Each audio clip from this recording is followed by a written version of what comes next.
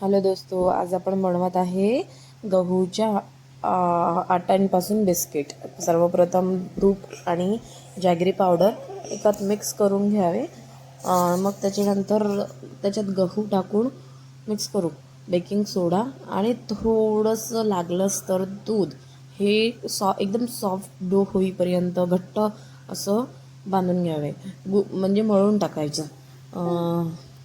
त्याच्यानंतर छोटे छोटे आपल्या पेड्यासारखे गोळे बनवून त्याला बिस्किटच्या आकारामध्ये शेप द्यावी।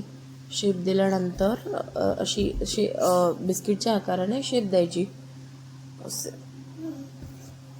छोटे छोटे गोळे बनवून किंवा ताटलीच्या साहाय्याने वरून प्रेस करून थोडेसे गोल गोल आकाराचे छोटे छोटे बॉल बनवून घ्यावे। मग मी एअर फ्रायमध्ये 30 मिनटं बेक करून घेतलेले आहे एअर फ्रायमध्ये। त्या क्रिस्पी आणि कुरकुरीत असे बिस्किट तयार होतात। एकदा नक्की टेस्ट करून पहा आणि सॉफ्ट आणि घरगुती बनवलेले बिस्किट्स ट्राय करून पहा। लहान मुलांसाठी फारच चविष्ट आणि उत्तम अशी रेसिपी आहे।